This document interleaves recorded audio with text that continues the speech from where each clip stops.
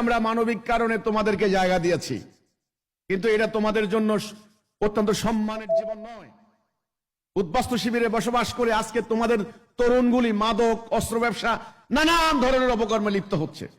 আজকে মেয়েগুলি তারা বিভিন্ন ভাবে চোরাকারবারীদের খপ্পরে পড়ে তারা বিভিন্ন দেশে পাচার হয়ে গিয়েছে। এত জিল্লতির জীবন, বাড়ি নাই, ঘর নাই, সংসার নাই, ক্ষেত নাই, খামার নাই। জাতিসংঘ তোমাদের জন্য কিছু করতে পারবে না। যদি আল্লাহর উপরে ভরসা করো। আমি দেখি মিয়ানমারের মুসলমানরা 1 লক্ষ মুসলমান তোমরা একত্রিত হয়ে মাথায় টুপি একটা দিয়ে তোমরা কি করলা, 1 লক্ষ লোকের জমায়েত হয়ে তোমরা ইফতার খাইয়া গেলা। ইফতার খাইয়া গেলা, এটাতে কি মেসেজ নিলা আর কি পাইলা আমি বুঝলাম না। হ্যাঁ, যারা রাজনীতি করে তাদের জন্য পোয়া বারো, তারা দুনিয়ার মানুষকে দেখাইতে পারবে, যারা পলিটিক্স করে।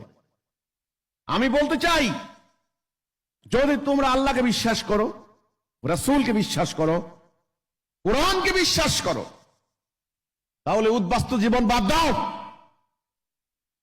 তোমাদের নিজের বাড়িঘরে ফেরত যাও। নিজের বাড়িঘর ফেরত পাওয়ার জন্য, নিজের আবাসভূমি যেটা তোমার অধিকার, যেটা তোমার মানবাধিকার, তোমাকে তোমার বাড়ি থেকে কেউ উচ্ছেদ করতে পারে না। সেটার জন্য যা করা দরকার তাই তুমি করো। এটা তোমার জন্য ফরজ, বাধ্যতামূলক।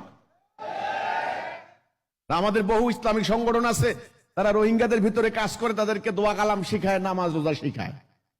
আর তারা বলে কি, আমি তাদের সাক্ষাৎকার দেখলাম, তারা বলে আমরা হলাম উত্তম মুসলমান।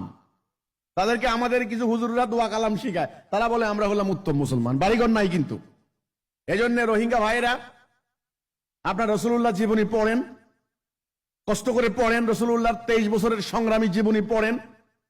ওনাকে মক্কা থেকে বের করে দিয়েছে আবু জাহেলরা। তিনি কিন্তু নির্দিষ্ট টাইমে ঠিকই মক্কা অধিকার করেছেন।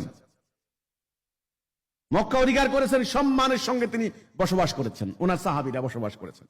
কাজে ইসলাম কোনোদিন কারো দাসত্ব মেনে নেয় না। মুসলমান কোনোদিন কারো আনুগত্য করে না, একমাত্র আল্লাহর আনুগত্য করে। এটাই হলো আমার কথা। প্রকৃত মুসলমান হন, প্রকৃত মুমিন হন এবং সংগ্রামী জীবন ধারণ করুন। জাতিসংঘের করুণা ভিক্ষার উপরে, আমেরিকার ভিক্ষার উপরে আপনাকে বেঁচে থাকতে হবে না। আমি রোহিঙ্গা মুসলমানদেরকে বলতে চাই,